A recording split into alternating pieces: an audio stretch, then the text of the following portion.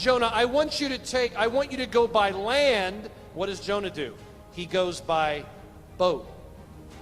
He says to Jonah, I want you to live for others. I want you to get, I want you to go and speak my message. And Jonah decided, no, I'm going to keep the message. I'm going to hide the message, and I'm going to keep it for myself.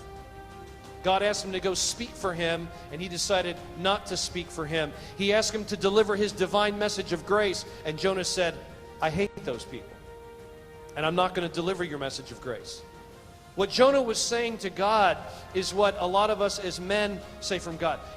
I have found pastoring now 25 years in one church that it's not the fact that people don't know what to do. I tell my church all the time, my job as a pastor is not to give you some new revelation, some new insight. I'll be honest with you this morning, I don't have anything new for you. If I'm coming before my church every week and I've got some new revelation, you might want to check out my theology. There's not a whole lot of new stuff that we've got to learn. You know what? We're already, most of us, overeducated and overinformed. What we really need to do is just obey.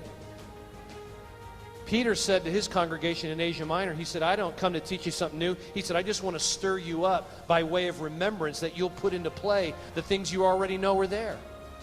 And so Jonah is a prophet of God. Jonah speaks for the Lord. He is a man of God. He had a clear revelation. He knew exactly what God wanted him to do. But Jonah had a problem. He thought he knew better than God. Last night, Bobby talked about Babylon.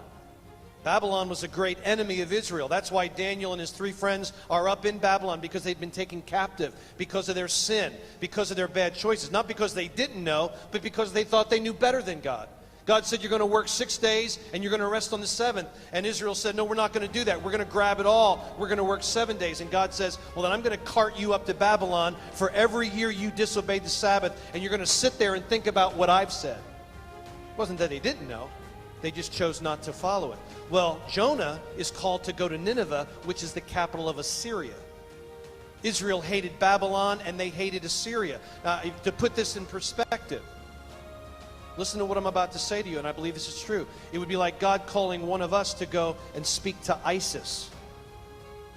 It's amazing how nationalistic we get. We read the Bible, it says that God desires all men to repent everywhere, that God's loving kindness, He's waiting. But, sometimes our nationalistic pride rises up, and as believers, we say, there's certain people we just hate. Now, think about it. The Assyrians were wicked, evil people. I mean, they didn't play by the rules. They were just a horrific nation. What they did to their enemies was unbelievable. And now God says to Jonah, I want you to go east to Nineveh, and I want you to speak my word to them. And Jonah says, you can forget it. I'm just not doing that. And there's 1,000 life lessons in Jonah, but one of those lessons is that as men, and I hate to admit it, but there's times in my life, and I'm sure there has been in yours, where God has given us a clear word. A clear word for our calling, a clear word for our family, a clear word for our life. And we've said, God, you know what? I think I've got this. I know a little bit better. I think of Peter. Remember Peter? He's the fisherman. He's fished all night. Guy's a professional. This is how many know Peter's not a rod and reel guy? This isn't for recreation. He's got nets. This is a business. He knows how to do it.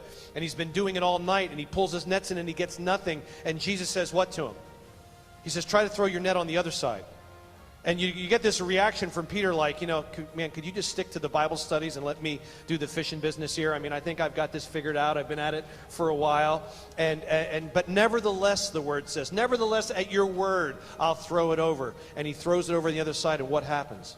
He pulls in this amazing catch of fish. Guys, one thing we got to realize, there is nothing that we know better than God knows.